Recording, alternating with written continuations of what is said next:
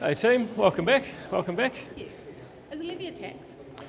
Well, they're actually two different things. The government and Parliament have a policy on this.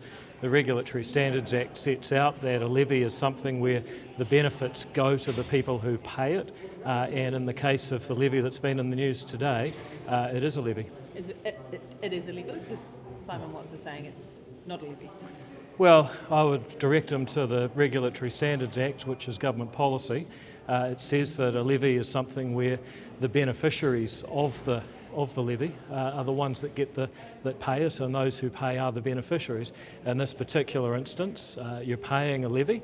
That is very clear.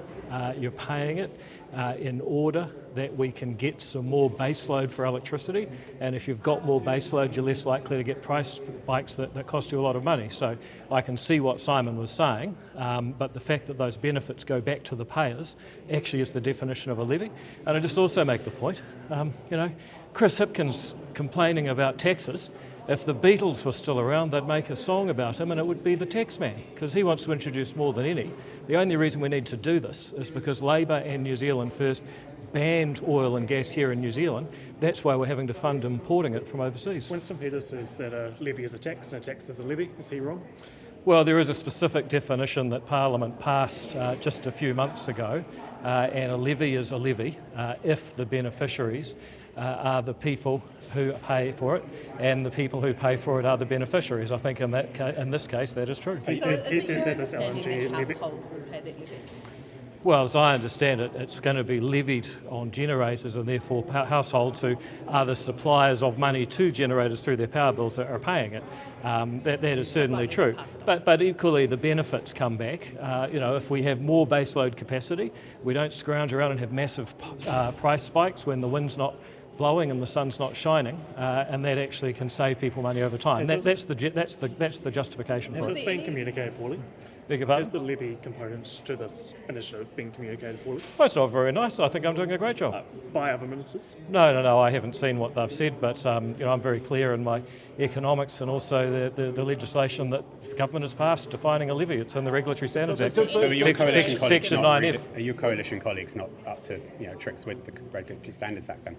Well, I'm not saying that at all. They may or may not have looked at it, but that's certainly in there. Section 9F for Foxtrot. Anyone who's Was there interested. any consideration given to letting the gentailers pay for the facility, given that there was Treasury analysis saying that they don't have any capital constraints? Well, just bear in mind that their source of money is the consumer. So the only question is, are you going to formally separate out that levy and say, here is the levy, here is the purpose, here is the cost, and be transparent?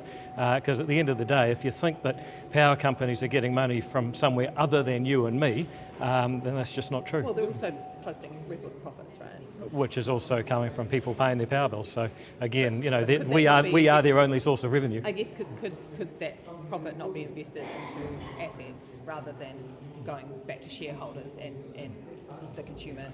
Well, not having to pay you've got to remember that they are listed companies. They compete for capital, and they have to make a return on that capital. And anyone who doesn't like that is also probably a KiwiSaver member who's pretty keen for them to make a return. So at the end of the day, there is a cost to be borne, and it's probably right that it should be borne by the people who benefit, which is you and I. If we can get that baseload in, stop the price spikes when it's not blowing and shining, then that's got to be a good thing. Have you seen the text of the India FTA? Well, I do have access to it. I haven't studied it in great detail. I've relied on summaries that have been provided. Is it true that text wasn't provided to other coalition partners?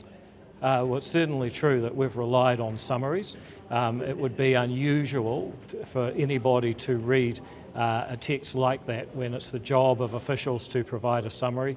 It's also a job of cabinet ministers to be candid with their cabinet colleagues. So if I had to read the entire text of everything we considered, then I would never get anything done. Is it your understanding that there is any removal of New Zealand's right to cap the number of Indian students coming into New Zealand in the FTA? No, we always have that right. My understanding is that we will continue to have that right. However, I just make the point that we don't have a cap now.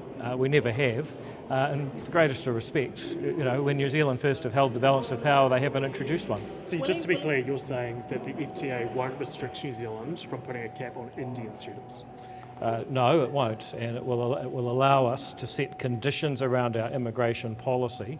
However, we have said that we will make an effort to have certain work rights, and when you look at someone who's got a PhD, if we can get them to stick around for 4 years and work in New Zealand, that could actually be really good. You just have to look at the number of AI startups in America that are actually started by Indian students who went to American universities, left and started businesses, now employing tens of thousands of people. That's a positive So thing. you're not aware of any provision in the text that would restrict New Zealand from putting a cap on Indian students? No, I'm not, and I don't believe that it's significant if there was, for the simple reason that we have never had a cap. In the past there's been the option of putting a cap, what we can do, but nobody took it. What we can do is set the conditions around studying here, and the truth is that it would be nice to think that the whole of India wants to come to New Zealand, but they're just not, they don't, and they won't. So you're not concerned it would lead to kind of, I guess, a sense of unfettered immigration? New Zealand First are talking about these numbers getting up to 20,000, etc. No, because the other thing that New Zealand First claim is that they have been able to put restrictions around the quality of the courses. And when you restrict the quality and the price of the courses, that changes the quality of the people coming. So you can control it that way. Whether you can put an absolute number, I think is irrelevant, because you could have a number, but if the quality of the courses is low and you're really just selling visas, well, that's the thing New Zealand First have always opposed and claim they've been able to change. Thank All you. right, thank you folks.